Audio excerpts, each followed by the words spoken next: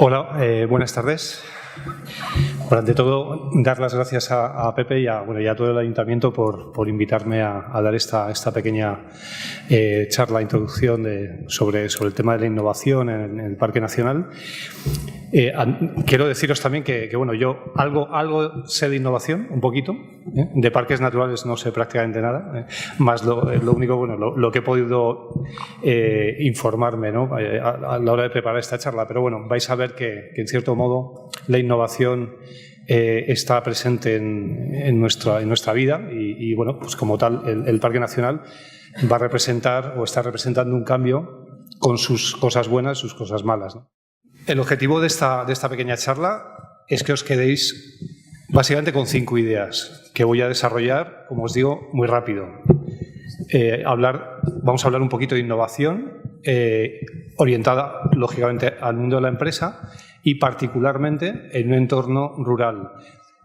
Obviamente, por el sitio donde estamos, vamos a hablar del Parque Nacional de la Sierra de Guadarrama, aunque el título de la presentación indica que, parece indicar que sería algo más genérico, pero vamos a intentar concentrarnos aquí, que yo creo que es lo que nos interesa a todos los que estamos aquí hoy. Una definición académica de lo que significa innovación, básicamente podríamos decir que es toda actividad que desarrolla el ser humano, que está basada en el conocimiento, siempre en el conocimiento, y que además genera valor. Eso quiere decir pues, que estamos diariamente innovando en todo prácticamente lo que hacemos, ¿no? Siempre y cuando estemos generando algo distinto, un valor distinto a lo que teníamos antes de iniciar esa actividad, ¿no? Obviamente, si lo llevamos al mundo de la empresa, pues esto tiene una serie de características, digamos, un poco específicas, ¿no?, que vamos a ver ahora mismo. Antes ha hablado Carlos de sostenibilidad, un pequeño apunte antes. Es decir, la innovación como motor económico es absolutamente generador de riqueza y, por lo tanto, de empleo. Por lo tanto, la palabra sostenibilidad también está enlazada no solo en la sostenibilidad del medio ambiente o en la sostenibilidad social, sino particularmente en la generación de riqueza personal y concretamente en el empleo. En la calidad de vida de los habitantes, por supuesto, en la vitalidad, particularmente de zonas como esta, de zonas que no están, digamos, dentro de una urbe, y además es un garante de competitividad. Competitividad entendida como viabilidad a futuro de cualquier actividad de negocio que queramos desarrollar. Como os decía, entrando un poquito más en detalle hablando de innovación en el mundo de la empresa, ahí veis una pequeña gráfica que lo que indica es básicamente el traslado que hacemos los que aplicamos innovación, viene un producto, viene un proceso, viene un servicio, con el objetivo de mejorarlo, ¿no?, de conseguir ese valor que comentábamos antes. Al final lo que pretendemos es conseguir un mejor producto, un mejor servicio o un mejor proceso del que teníamos anteriormente, ¿no? Y eso lo realizamos utilizando tecnología, utilizando mejoras organizativas o utilizando mejoras comerciales o de marketing. Es decir, esos son los 3 ejes en los que podemos, digamos, los 3 ingredientes de la receta de la innovación, para entendernos. Cuando hablamos de innovación, no estamos hablando únicamente de esas grandes compañías que generan, digamos, esos productos tan maravillosos y tan novedosos, ¿no?, sino que estamos hablando también de esas pequeñas mejoras en nuestro día a día que producen esos pequeños cambios incrementales que añaden un pequeño valor que, si lo vamos analizando y lo vamos manteniendo en el tiempo, digamos, resulta un éxito para nosotros o para nuestros negocios, ¿no? Aquí podemos hablar de 2 tipos de innovación. La disruptiva, que sería aquella innovación en la que digamos, el mercado cambia en base a lo que nosotros estamos ofreciendo. Es decir, estaríamos, en los ejemplos que estáis viendo ahí, por ejemplo, estaríamos hablando de las gafas de Google. No sé si habéis oído hablar de ellas, ¿no? Unas gafas que nos permiten ver otro tipo de realidad digital, además de la realidad que estamos visionando con nuestros propios ojos. Es decir, ese es un producto disruptivo, clarísimamente disruptivo, que aunque no esté todavía en el mercado, lo va a estar en breve. Y sin embargo hay otra serie de innovaciones que las podríamos llamar incrementales, como por ejemplo las del sector automóvil. El automóvil está en constante innovación incremental. Es decir, productos como el ABS o productos como el airbag son productos que, digamos, se han ido introduciendo secuencialmente, mejorando la calidad de los productos. También, no solamente hablamos de producto, podemos hablar de servicio, ¿no? El caso de Amazon es un clarísimo ejemplo de mejora en el proceso de logística, de distribución. Estamos hablando de un cambio de paradigma incluso en la distribución. Eso es un modelo, un cambio de innovación disruptivo. También es importante entender otros dos conceptos dentro de la innovación, y es, con la innovación podemos conseguir dos cosas distintas. Podemos conseguir atraer más clientes precisamente con ese nuevo valor que estamos ofreciendo, pero también podemos conseguir a los mismos clientes que ya tenemos ofrecerles más variedad y más satisfacción. Es decir, eso también es muy importante desde el punto de vista de la pequeña empresa, que no pensemos únicamente que cuando vayamos a innovar tenemos que ser, digamos, auténticos genios de la ciencia y descubrir la receta de la Coca-Cola. Es decir, innovar no se trata de eso. Se trata muchas veces de hacer pequeños ajustes, pequeñas correcciones en nuestros productos y servicios que lo que hacen es que generan una mayor satisfacción, como vamos a ver ahora, y que lo que redunda es que a nuestros propios clientes les conseguíamos, digamos, unir más a nuestro negocio, ¿no? O tener más ventas con ellos. De todo esto se deduce la primera idea. La primera idea es: no es necesario inventar la rueda, como hemos dicho antes. No es necesario contratar ingenieros para diseñar la fórmula de la Coca-Cola. Pero sí que es importante, y no es importante, sino necesario, que nos estemos reinventando a nosotros mismos de manera constante, ¿no? En el caso de que no seamos capaces, pues porque nuestro negocio pues quiero decir, nos lo impide, o nuestra mentalidad, como vamos a ver ahora también en un slide posterior, pues también tenemos otra opción, y es ayudar a otros que quizás sí están con ganas de hacer transformaciones y cambios e innovación en el mundo y no tienen las herramientas o les faltan algunas de las herramientas, y nosotros a lo mejor sí tenemos alguna de ellas y se las podemos ofrecer. El proceso de innovación básicamente se basa en tres pilares, en tres partes. Por una parte tenemos digamos, al ser humano, ¿no? El ser humano como centro, como receptor de todo lo que innovemos, ¿no? De alguna manera lo que estamos tratando es de captar su deseo o sus deseos. Por otro lado tenemos la parte del negocio, la parte interna, el que toda innovación tiene que ser de por sí viable. Antes hablamos de sostenibilidad, la sostenibilidad como un concepto más general, la viabilidad económica como un concepto local. Es decir, nadie podría pensar que una empresa pueda ser sostenible si antes de ser sostenible no es viable económicamente, ¿no? Yo creo que eso es un concepto que todos entendemos, ¿no? En la innovación es importante que todo el proceso que diseñemos para innovar o para ser mejores tenga debajo una base sólida, una base económicamente sostenible, ¿no? Y por último, tiene que ser factible, es decir, tiene que ser posible. Es decir, podríamos, en nuestro pequeño negocio, pues se nos pueden ocurrir ideas fantásticas, pero que luego podemos entender que no son viables, o bien porque la tecnología no se ha desarrollado suficiente, o bien porque nosotros no somos capaces de aplicarla, ¿no?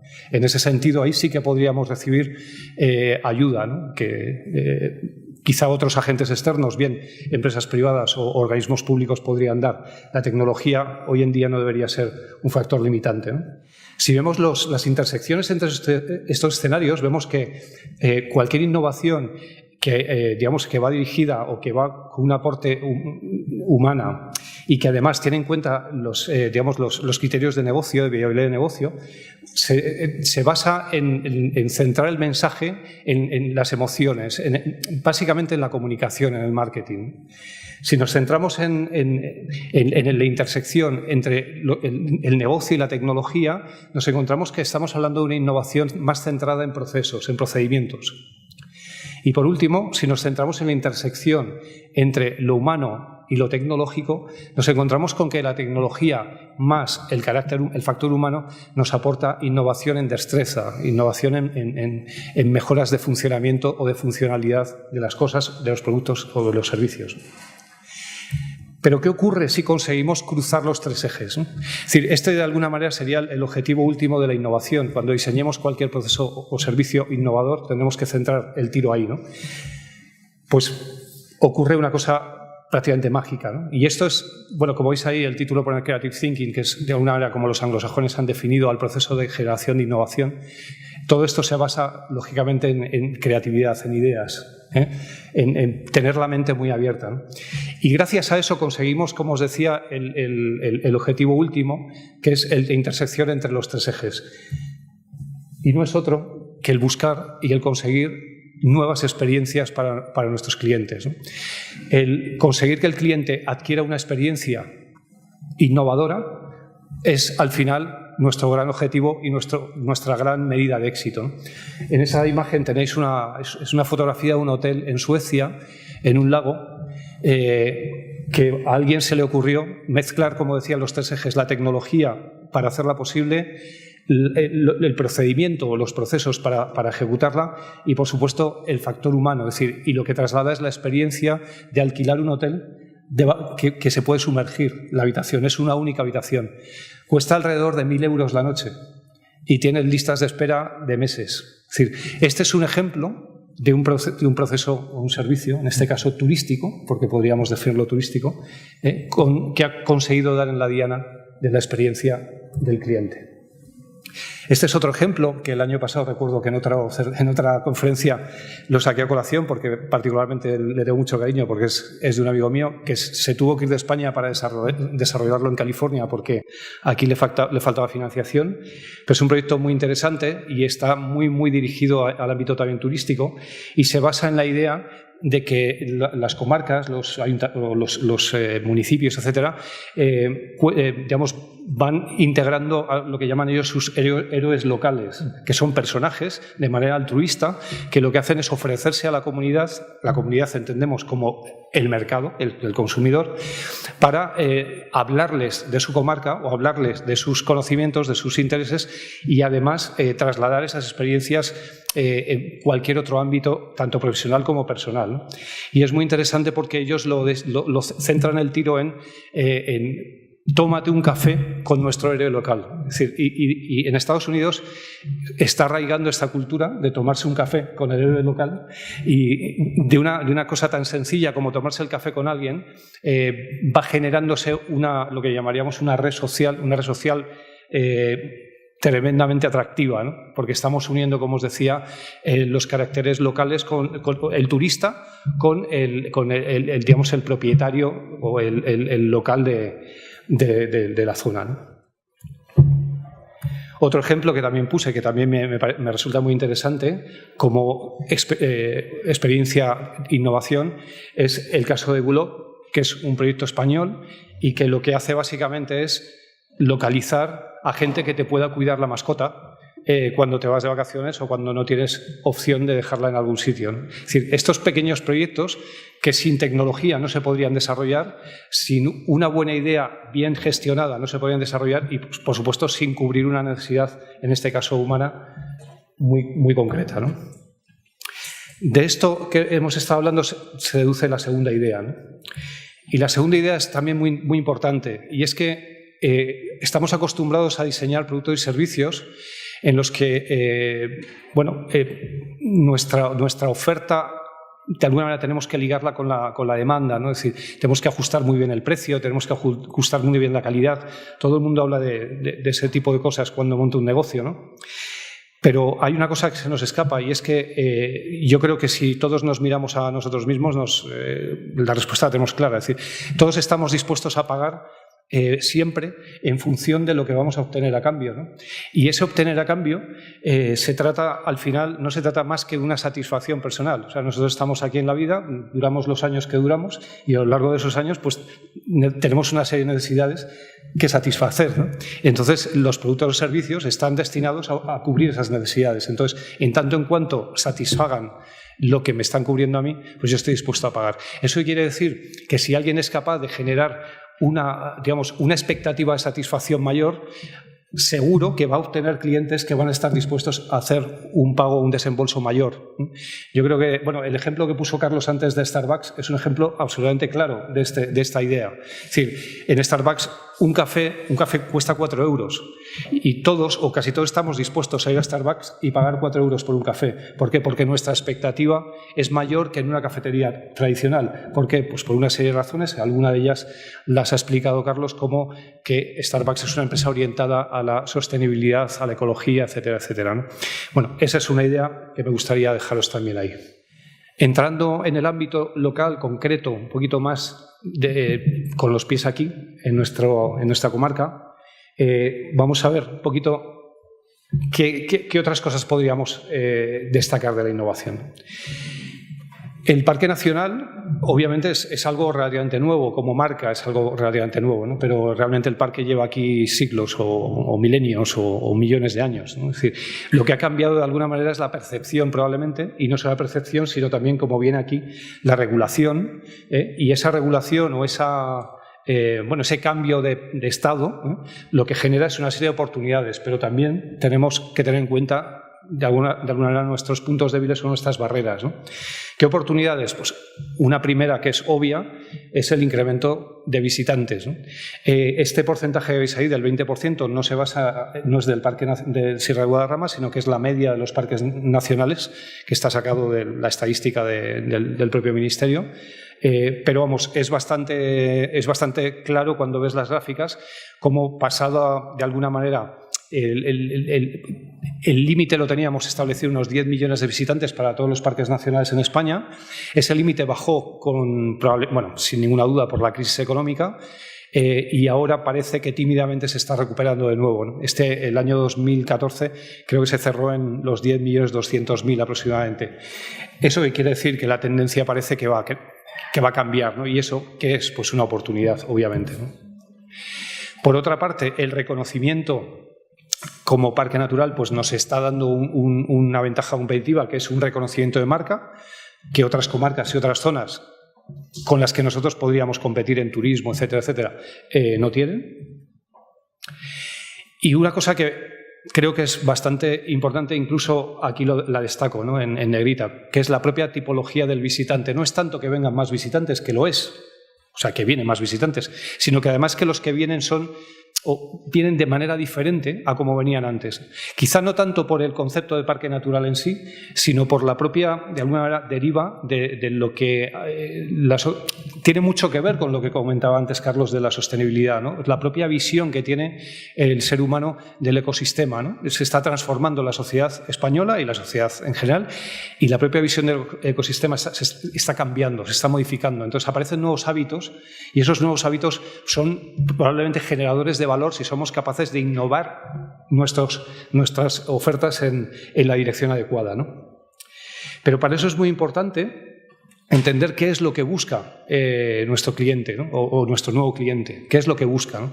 Porque muchas veces cuando definimos un modelo de negocio lo primero que hacemos es pensar qué es lo que puedo ofrecer yo, cuando realmente la respuesta debe ser al revés, la pregunta debe ser al revés, es decir, ¿qué es lo que buscan y cómo lo puedo yo capturar o cómo puedo ofrecerlo, ¿no?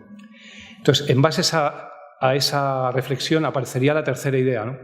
Que esto, bueno, al final es una frase de Henry Ford que algunos quizá conoceréis, que es muy significativa, ¿no? Decía, si alguien me hubiera preguntado, mejor dicho, si hubiera preguntado en algún momento a mis clientes qué hubiera querido que hubiera diseñado, pues probablemente hubieran dicho que diseñara o que construyera un caballo más veloz de los que había en aquella época, ¿no? Pero, sin embargo, mi visión, mi apuesta fue en capturar algo que ni siquiera los clientes sabían que lo necesitaban, pero yo sabía que ellos lo necesitaban. La realidad es que lo necesitaban. La gente necesitaba un transporte más rápido, un transporte, digamos, más adecuado al mundo, ¿no? En este caso es un poco la reflexión que quiero haceros llegar, ¿no? Es decir, pensar en lo que quiere el cliente, independientemente de que el cliente lo sepa o no lo sepa, ¿no? También nos encontramos la parte negativa, ¿no? La parte de las barreras, ¿no? Una parte importante es la atomización, es decir, la propia ubicación o distribución geográfica, ¿no? de muchos municipios, de muchos ayuntamientos, muchas empresas, pequeños comercios, es decir, digamos, no hay grandes centros, digamos, de actuación. Además, el tamaño de los negocios es, bueno, prácticamente es pequeñísimo, ¿no? Es decir, estamos hablando de autónomos o de pymes, pero pymes ni siquiera pymes, o sea, son PES, son empresas muy pequeñitas, ¿no? Y eso al final también es un hándicap de cara a generar procesos de innovación. Pero cualquiera de esos dos es más o menos sorteable. Lo que es mucho más difícil de sortear o de salvar es la mentalidad y la falta de cultura innovadora, ¿no? Es decir, esto es algo que es un poco preparando la presentación, haciendo una pequeña autorreflexión. Yo llevo, bueno, soy de Madrid, pero llevo, como muchos de vosotros seguramente, viviendo muchos años aquí en la Sierra. El cambio que ha experimentado la comarca en general en los últimos 10, 15 años es brutal, ¿no? Y uno de los cambios que probablemente afectan más a lo que es el negocio, los comercios, etcétera, es precisamente el darse cuenta de que hoy en día el mercado ya no es el mercado del fin de semana. Es decir, ahora hay un mercado latente, que de hecho hay algunas pequeñas iniciativas que están naciendo ahora y que de alguna manera están tratando de responder a esto. Es decir, el mercado es un mercado mucho más amplio. La distancia, a pesar de que nos siga distanciando 45 kilómetros geográficos de Madrid, la distancia real con una ciudad, una urbe que supera, no sé si los 4 millones probablemente de habitantes, es muchísimo menor de la que era hace 15 años, y todo esto lo que genera, obviamente, es un escenario completamente diferente, ¿no? Entonces, para mí, quizá el gran problema que nos podemos encontrar aquí ahora mismo es la barrera psicológica de darnos cuenta de que realmente no estamos en un pueblo de fin de semana. Estamos en una comarca pegada a un centro neurálgico, a uno de los mayores aeropuertos de Europa. Es decir, esa mentalidad es la que habría que, digamos, romper y trasladar a los comerciantes o a los emprendedores de la comarca, ¿no? De esto sale una cuarta idea, ¿no? Y esta cuarta idea es: necesitamos crear nuevas formas de organizarnos, nuevas formas de gestionar, nuevas formas de colaborar y nuevas formas de pensar. Es decir, aquí es prácticamente imposible que un solo autónomo o una sola pyme o dos pymes o tres pymes sean capaces de generar algo que realmente aporte un valor innovador y además sea capaz de atraer la demanda tan brutal que podríamos conseguir teniendo, como os digo, una ciudad de 4 millones de habitantes a escasos 25 minutos. Ese es un cambio de mentalidad que habría que reflexionar sobre él. Esa es la cuarta idea. Como reflexión personal, y ya estoy acabando, estamos en el sitio adecuado y además es el momento adecuado, por lo que hemos comentado. La crisis, gracias a Dios, poco a poco parece que va remitiendo. Tenemos una denominación como Parque Nacional que no teníamos antes, con lo cual hay un atractivo, una marca atractiva en la que podemos apoyarnos. Y además, pues la tecnología además está mucho más al alcance de lo que estaba antes, con lo cual es el momento. Y además, también un poco como gran reflexión, es decir, lo que nos está aportando no tanto el Parque Nacional, insisto, como marca oficial, sino el entorno que tenemos a nuestro alrededor. Es decir, yo muchas veces, que trabajo muchas veces desde casa, cuando me falta inspiración, lo que hago es asomarme a la ventana. O sea, solo tengo que asomarme a la ventana y ya de alguna manera me encuentro como mucho más vivo, ¿no? Es decir, entonces, ¿qué es lo que ocurre? Pues que eso, que es el factor, como vimos al principio, el factor humano, el factor de deseabilidad, de ser atractivo, es algo, caramba, que es que lo tenemos ya. O sea, esta comarca es atractiva de por sí, sin que nosotros hagamos nada, con lo cual solo tenemos que trabajar, y ahí viene la quinta idea, en buscar experiencias, en buscar tecnología y en buscar negocios viables. Porque el contexto social lo tenemos un contexto inmejorable, ¿no? Es decir, esto obviamente yo sé que no es fácil, ¿no? Pero bueno, como reflexión creo que había que trasladarla, ¿no? Y bueno, y simplemente ya con esto acabo, un resumen de las 5 ideas, a lo mejor con otra descripción, ¿no? 1, prestar atención a lo que quieren los clientes. 2, proporcionar satisfacción y experiencia. Es decir, no proporcionar producto y servicio, no, proporcionar experiencias, que cada uno reflexione sobre lo que crea. 3, ir más allá de lo esperado, es decir, no quedarse con lo que el mercado está ofreciendo, sino intentar ser Henry Ford, ser generosos y autocríticos, es decir, romper esa mentalidad y además ser generoso, integrarse con otros, romper ese rechazo que nos causa el vecino por el hecho de ser vecino. Y por último, aprender a leer el contexto. Y con esto ya he acabado. Debido al contexto en el que tenemos la oportunidad o la gran oportunidad de poder desarrollar nuestra actividad profesional, empresarial o social, ¿qué importancia le das tú, aunque yo creo que al final sí que dabas alguna pincelada, o qué plus tiene para un emprendedor, para una empresa, para un pequeño comercio, el emprender aquí? Es decir, la satisfacción, como tú comentabas, de todos los días abrir la ventana, de ser ajeno a los atascos, a los desplazamientos, largos desplazamientos, el plus que nos ofrece esas facilidades para una mejor conciliación laboral, familiar, personal, que yo creo que es algo importante que nos puede animar a valorarlo de otra forma, ¿no? Y a que la cuenta de resultados al final, en esa ecuación que tenemos que realizar para sacar nuestro análisis de proyecto adelante, ¿no? Yo creo que suma, ¿no? Bueno, yo te puedo hablar de mi caso personal, pero entiendo que es además trasladable no tanto a gente que conozca aquí, sino a gente que conozco en otros lugares del mundo con características similares, ¿no? Es decir, solo tenemos que ver muchos ejemplos en el norte de Europa o incluso en Estados Unidos, donde los grandes centros de innovación y de desarrollo de empresas innovadoras se concretan en zonas rurales, ¿no? Yo particularmente, como te digo, mi reflexión es que en esta base que estábamos hablando de innovación, del pensamiento creativo, del creative thinking, yo creo que el entorno juega un papel fundamental a la hora de definir la inspiración que cada uno tiene a la hora de enfocar tu negocio, ¿no? Es decir, y esa inspiración no deja de ser, pues eso, parte del entorno en el que te mueves, ¿no? Y eso se traduce, como digo, en un pensamiento creativo que a su vez genera innovación. Es como una especie de círculo vicioso, en este caso no vicioso, sino virtuoso, ¿no? A ver, yo creo que es evidente el cambio que ha habido en la estructura. Lo que comentabas, no sé si era en la idea 4, ¿no? Cómo se ha transformado la realidad en nuestra comarca. Y yo creo que el análisis está muy claro, ¿no? A partir de 1900, pues así como yo lo percibo, hubo el primer acercamiento masivo a la sierra, ¿no? Y la gente no quería la sierra solo como un lugar de visita, sino que empezó a ser tan atractivo que la gente quería vivir aquí. Pero no había servicios, no se daban las condiciones suficientes y eran residencias de fin de semana. Y toda la población local, y yo creo que aquí hay muchos paisanos nuestros que saben y les han contado cómo se adaptaron a esas nuevas condiciones. Lo que era una población muy rural, de repente tenía que adaptarse y ofrecer servicios a una población que los fines de semana y sobre todo en verano demandaba esos servicios, algo muy, muy estacional.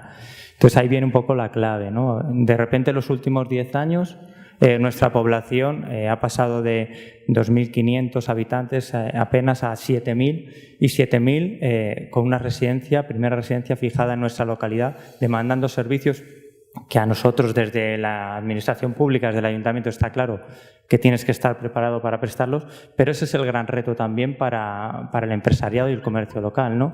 El desestacionalizar, el ser capaces de dar esos servicios durante todo el año, todas las semanas y buscar ese nuevo nicho de mercado. No sé qué experiencias podemos citar aquí nuevas que puedan animar a la gente a seguir con ese emprendimiento, porque yo creo que cosas sí que están pasando, ¿no? Ahora mismo hay una pequeña reconversión industrial en nuestro polígono, ha habido una apuesta por el pádel indoor, una nueva demanda de uso lúdico en instalaciones deportivas y bueno, pues de repente una empresa que se dedicaba a la cantería tradicional y aquello estaba bajando el negocio, se transforma y pasa a dar este tipo de servicios, ¿no? O una empresa que tenía una nave de almacenes igual, apuesta por eso. Yo creo que hay casos, ¿no? Ahí. Sí, o sea, estoy totalmente de acuerdo. Yo lo que pasa es que creo que tenemos que ser todavía más ambiciosos. O sea, yo creo que esa evolución se ha dado y efectivamente hay empresarios que están respondiendo a esa evolución y están, de alguna manera, pues, dándose cuenta de que la realidad es otra, ¿eh? Ahora mismo somos muchos más los que pernoctamos en la comarca, pero yo creo que tenemos que ser todavía más ambiciosos. O sea, tenemos que pensar, como digo antes, tenemos un aeropuerto a 25 o 30 minutos de aquí internacional, tenemos una ciudad inmensa unas digamos, necesidades a muchos niveles, no solamente a nivel deportivo, que lo es y que además me consta que se está haciendo cosas muy bien, sino pues, a muchos otros niveles, ¿no? Es decir, entonces ahí es un poco la llamada a la acción en la que probablemente, como decía antes, si no hay una conjunción de intereses y una conjunción digamos, de fuerzas, es muy difícil, porque obviamente una pyme, una pequeña empresa municipal o local o comarcal, tiene muy difícil llegar a un mercado de 3-4 millones de habitantes, pero un conjunto de empresas ya empiezan a ser, de alguna manera, tener una voz un poquito mayor, ¿no? Y sobre todo si están ofreciendo algo diferente a lo que se ofrece en otros lados, ¿no? Entonces, estoy contigo en esto, pero creo que todavía tenemos que ser incluso más ambiciosos, ¿no?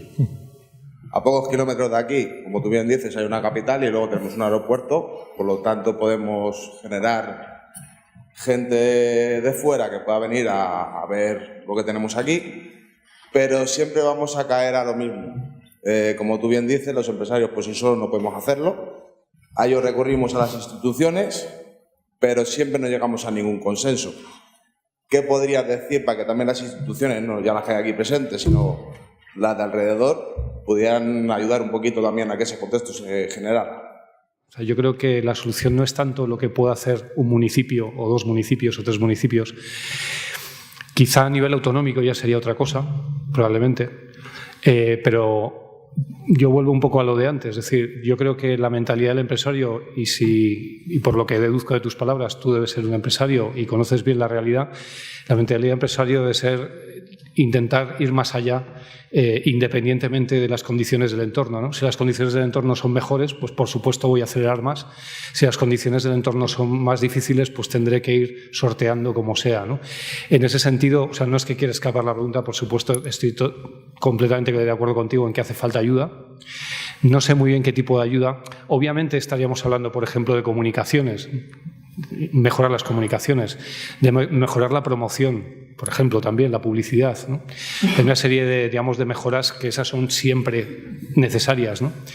Pero también, si lo piensas, esto mismo que tú has comentado, pues también lo he estado yo reflexionando, preparando la presentación, pero por otro lado también se deducen posibles oportunidades de negocio, porque si de repente se nos ocurre a nivel privado organizar transporte y actividades nosotros, independientemente de que la Comunidad de Madrid tenga un autobús fantástico que lleva a la gente por la sierra, por el Parque Nacional, que eso es algo que, bueno, que a nosotros a mí me parece fantástico, pero que no entra dentro de mi jurisdicción y probablemente ni siquiera la de los ayuntamientos, ¿no?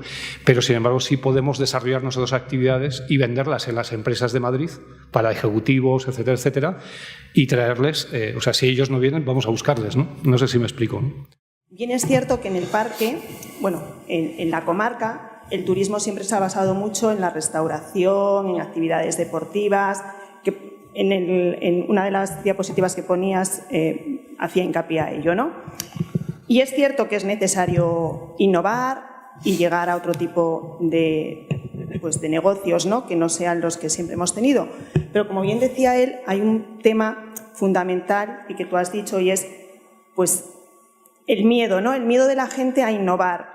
Sabemos que este tipo de negocios siempre han tenido éxito, o muchos de ellos han tenido éxito, e innovar es muy difícil. En una comarca, por muy cerca que esté de Madrid, creo que la gente tiene miedo a emprender otro tipo de negocio que no sea el tradicional en la zona. Y de hecho no se está haciendo, es decir, vemos cómo se abren casas rurales, vemos cómo se abren más restaurantes, alguna actividad deportiva, pero no salimos de ahí y yo creo que es fundamental el salir de ahí. Pero bueno, pues un poco como consecuencia del miedo y de falta de información o de orientación a qué negocios serían viables en la zona, me temo que vamos a seguir igual. No sé si... Obviamente, pues por eso ponía esto, actividades turísticas, restauración, hostelería, deporte, etcétera, etcétera. Todo eso está genial, está muy bien. Pero yo creo que tenemos que ser un poquito más ambiciosos. Yo creo que vas un poco por ahí, ¿no? ¿Cómo rompemos esto? Es decir, claro, pero esa es la primera ley del emprendedor, no tener miedo al fracaso, o al menos intentar evitar el miedo al fracaso, ¿no? Es verdad que estamos en un contexto a nivel nacional que no ayuda en absoluto digamos, al emprendimiento. Yo sé que a todo el mundo pues se le llena la boca de hablar de startups, de emprendimiento, etcétera, etcétera, pero luego la realidad es que en España emprender es de suicidas. Pero bueno, dicho esto, bueno, pues la realidad también es, al final, lo que también te dice es que hay gente que es capaz de hacerlo, con lo cual, bueno, pues yo también tengo que ser capaz de hacerlo, ¿no? Entonces, con todo ese entorno, con todo ese contexto en contra, yo tengo que vencer ese miedo, vencer esa, digamos, como bien dices, esos conceptos tradicionales que me impiden salir de la caja, como dicen los americanos, que tienen la expresión de salir de la caja, ¿no? O sea, yo estoy dentro de la caja y no soy capaz de ver más allá de turismo, hotel, restaurante y pádel, ¿no? Aunque el pádel en este municipio es nuevo, es decir, pero quiero decir que al final estamos metidos dentro de la caja y no somos capaces, por ejemplo, no sé, de generar una empresa tecnológica. O sea, una cosa que a mí me sorprende, que lo he comentado yo alguna vez aquí, ¿no? Pues que no haya empresas de desarrollo de software, por ejemplo, cuando en Madrid hay tropecientos chavales que estarían deseando trabajar en el campo desarrollando software. Y lo sabemos, ¿eh? Y muchos de nosotros tendremos amigos o hermanos o conocidos. Estoy poniendo un ejemplo, ¿no? O sea, simplemente de un carácter de empresas innovadoras 100%, ¿no? Entonces, bueno, ese salir de la caja, ¿cómo se consigue? Bueno, pues entre otras maneras, asistiendo a sitios como este. Y que yo creo que es lo que debemos exigirles a nuestras autoridades y que concretamente en este caso yo creo sinceramente lo están haciendo muy bien, ¿no? Y es abrir este espacio porque la única manera de romper esa mentalidad es el networking, o sea, el enfrentar las opiniones y luego por otra parte la formación también, o sea, el recibir inputs que habitualmente dentro de tu caja no recibes. Si tienes la caja completamente cerrada, aislada y hermética, pues es muy difícil salir de ahí. Pero si abres de vez en cuando compartimentos y te entra luz de fuera, dices, coño, es que ahí fuera hay otras cosas, ¿no? Entonces, bueno, ese de alguna manera es lo que yo creo que hay que hacer, ¿no? O sea, es abrir las ventanas, básicamente.